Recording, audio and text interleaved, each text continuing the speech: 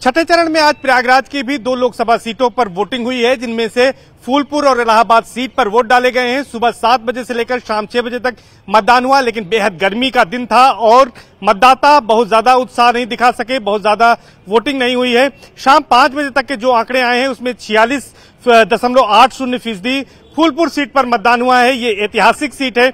इस सीट पर कम मतदान क्यों हुआ, ये किसके पक्ष में जाएगा, इस सीट पर क्या मुद्दे थे, इन तमाम मुद्दों पर बातचीत के लिए हमारे साथ प्रयागराज के कुछ वरिष्ठ पत्रकार हैं, कुछ राजनीतिक विश्लेषक हैं। उनका एक पूरा पैनल हमारे साथ मौजूद है। उनसे बातचीत करेंगे और जानने की कोशिश करेंगे, समझने की कोशिश करेंगे कि आखिर इसके पीछे क्या वजह रही है। सबसे पहले रणविजय जी के पास आते हैं, वरिष्ठ पत्रकार हैं। रणविजय भाई, आज जिस तरह से वोटिंग हुई है फूलपुर सीट को लेकर, ये ऐतिहासिक सीट रही है, लेकिन इसका ट्रेंड जो है ऐसा क्यों रहा है और वोटिंग कम क्यों हुई है? सबसे पहला तो मौसम है, बेहद बहुत गर्मी थी, तो इस वजह से भी थोड़ा सा हुआ। अभी जब पूरा परिणाम आएगा तो हमारे ख्याल से ये 50 के पार चला जाएगा। तो किसको इसका फायदा होता अगर कम वोटिंग होती है? तो कम वोटिंग से वो मत करिए, अब की मतदाता बढ़े हुए हैं तो कम वोटिंग होगी तो भी 2019-2024 से ज्यादा मत दिखेंगे और इसका फायदा ऐसा नहीं किसी एक प्रत्याशी को होगा। दोनों तरफ कांटे का मुकाबला है। सपा और भाजपा में सीधा कांटे की लड़ाई है। दोनों प्रत्याशियों में बहुत जबरदस्त लड़ाई है और इसमें किसकी जीत होगी किसकी हार होगी यह अभी कह पाना मुश्किल है, लेकिन बहुत बड़े अंतर से जीत किसी की नहीं होगी। मतलब ये फाइट जो है बहुत नजदीकी होगी।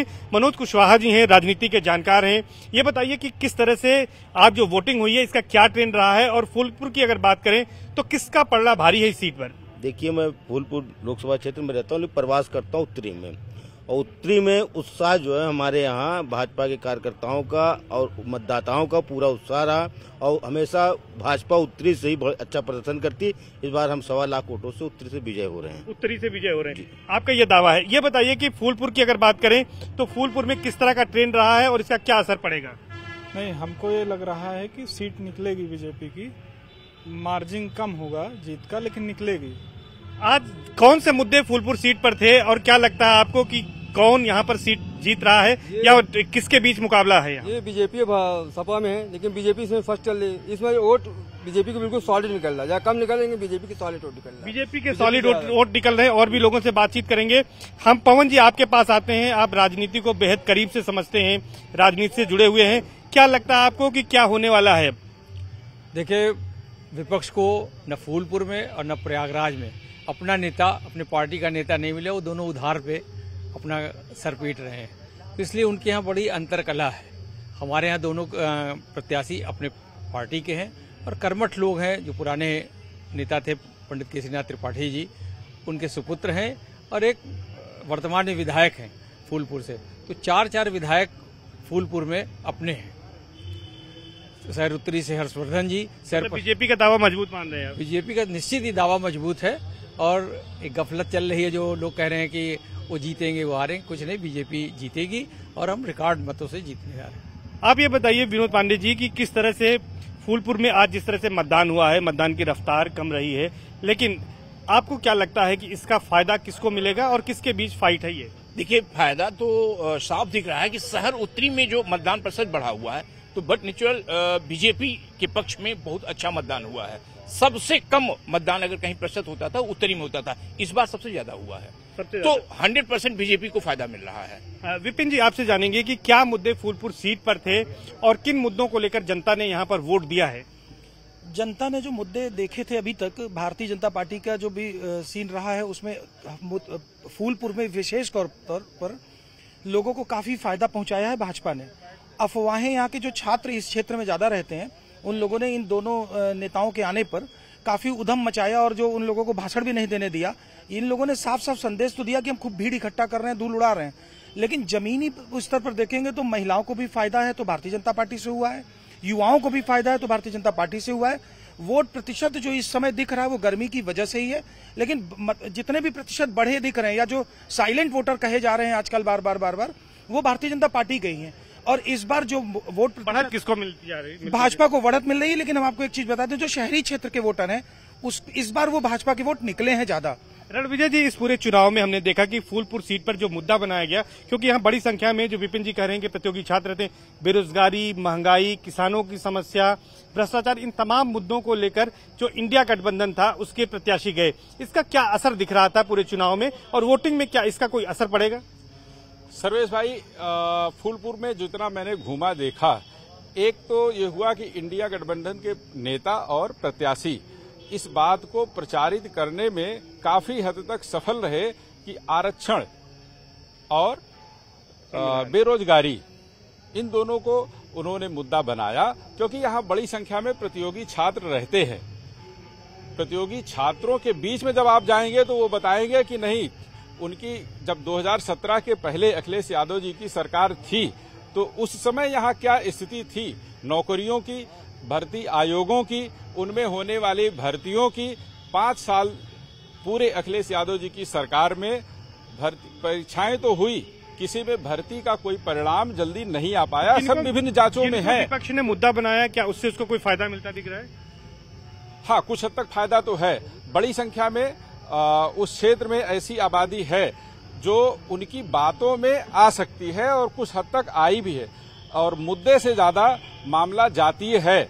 और इस बार उस लोकसभा क्षेत्र में जो मैंने व्यक्तिगत तौर पर देखा कि ओबीसी समाज जो कभी एकजुट हुआ करता था, वहां बहुत बिखराव हुआ है, और इसका फायदा भारतीय जनता पार्टी को भी नहीं मिलेगा और समाजवादी पार्टी को भी नहीं मिलेगा, क्योंकि वोट बट जा रहा है, वोट बट रहा है। एक बड़ी बात आपने बताई मनोज जी, सबसे बड़ी बात ये बताई जा रही है कि जिस तरह से आपने कहा कि वोट बटा है, लेकिन फूलपुर सीट पर चूंकि यहीं पर कुंभ लगता है, ये शहरी क्षेत्र भी इसमें आता है जहां पर हम खड़े हैं, तो क्या यहाँ पर इन तमाम कामों को बीजेपी गिना पाई, इसका फायदा ले पाई? क्योंकि अब 2025 के महाकुंभ की भी तैयारी हो रही है, ये कितना काम करेगा जो विकास कराए थे बीजेपी ने?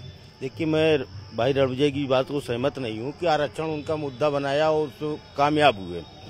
देखिए, सपा के क्रियाचरित और कायाकलाप जानती थी जनता कि आरक्षण के नाम पर उन्होंने सिर्फ यादव को आरक्षण दिया। वो आज आरक्षण किस मुंह से बात करती है? आरक्षण के नाम पे उनका सिर्फ आरक्षण यादव के लिए था, न कि आज जो अन्य समाज था, पटेल समाज था, मौर्य समाज था, कन्हैया समाज था, किसी के लिए नहीं था। तो आरक्षण में कामयाब है, सारे समाज जानते हैं, सारे समाज में मिलकर एकजुट होकर और सिर्फ भारतीय जनता पार्टी को वोट किया है, इसमें कोई बिखराव नहीं है। ये बताइए आप भानु जी की जिस तरह से बात कही जा रही है कि वोटों का बिखराव हुआ है, क्या जाति के आधार पर मानते हैं कि यहाँ पर वोट पड़ा है? नहीं, जाति के आधार पे वोट तो थोड़ा बहुत बिखराव हुआ है, लेकिन ये है कि जो विपक्ष के लोग ये कह रहे हैं कि बेरोजगारी, इसके पहले भी दूसरी गवर्नमेंट थी, उसमें भी बेरोजगारी थी, सरकार को एक और मौका मिलेगा तो सब बदलाव होगा। हमारी समझ से वहाँ से सरकार जीतेगी, सरकार बनेगी, फिर से बनेगी। बिल्कुल जी। आपको क्या लग रहा है कि जिस तरह से बातें कही जा रही हैं, जाति के आधार पर अगर वहाँ पर वोट पड़े हैं तो किसको फायदा होगा इसका? जात पात की नहीं, इसमें तो अल्पसंख्यक भी इसमें दे रही है वोट मोदी जी को। मोदी जी को दे जी, ठीक है, मोदी जी को दे रहे हैं। और भी लोगों से बात करेंगे, मुद्दों की बात करेंगे, आखिर मुद्दे कौन से प्रभावी रहे इस पूरे। अगर हम चुनाव की बात करें तो फूलपुर सीट ऐतिहासिक सीट है, पंडित जवाहरलाल नेहरू इस सीट से जीतते रहे हैं। 2014 में पहली बार डिप्टी सीएम केशव प्रसाद मौर्य ने इस पर कमल खिलाया था, तो क्या एक बार फिर से इस पर कमल खिल रहा है? कमल ही खिलेगा। हम आपको फिर से बता रहे हैं कि देखिए, इस क्षेत्र में जितने छात्र रहे हैं उन छात्रों के सामने जरूर मुद्दा दिख रहा था, लेकिन वो सब बाहरी हैं। लोकल व्यक्ति कोई ऐसा नहीं है जिनका वोट है, वो कोई ऐसे नहीं है जो भाजपा के अगेंस्ट वोट कर रहे हो। जो कर रहे होते तो आप अभी देखिए, उधर से हर बार भाजपा जीतती भी रही है, और अभी जितनी हवाएं उड़ी, जैसी गर्मी आज है वही गर्मी उनकी इस वोटिंग में भी रही है, खूब उड़ती रही है कि संविधान बदल देंगे, ये कर देंगे। लेकिन सबको इस बात की जानकारी भी है कि ये सिर्फ छात्रों द्वारा उड़ाई गई हवा रही है। शुद्ध रूप से भारतीय जनता पार्टी इस क्षेत्र में जीतेगी, और मुझे लगता है कम से कम लाख मतों से तो जरूर जीतेगी। अच्छा, कहाँ से बीजेपी को बढ़त मिल रही है? जो 5 सीटें हैं, 3 सीटें ग्रामीण हैं, 2 शहरी सीटें हैं, कहाँ से बीजेपी को लीड मिल रही है इस सीट पर? क्या नजर आ रहा है? हमें तो सबसे ज्यादा अगर कहीं से बढ़त मिल रही, उत्तरी तो मिल ही रही है।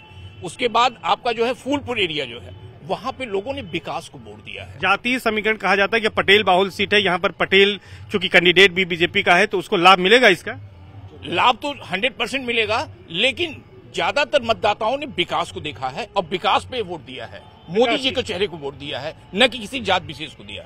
पवन जी, आपसे जानना चाहेंगे कि जो यहाँ पर पूरा सिनेरियो क्रिएट किया गया फूलपुर को लेकर, जिस तरह से बीजेपी ने भी उम्मीदवार देर में उतारा और सिटिंग एमएलए को उतारा, इसका कितना फायदा या नुकसान पार्टी को होगा और जो वोटिंग कम हुई है इसका क्या असर पड़ने जा रहा है? देखिए, नुकसान तो कुछ नहीं होने वाला है, क्योंकि पार्टी का कार्यकर्ता थे, वो विधायक एक बार रह चुके, दूसरी वर्तमान में भी विधायक हैं वो, तो निश्चित ही उनके आने से उस विधानसभा को जीत रहे हैं हम। और इस 5 विधानसभाओं में 4 विधानसभा पे भारतीय जनता पार्टी का कब्जा है। रही बात छात्रों द्वारा जो रणविजय भाई ने कहा, वो नकारात्मक सोच का परिणाम है।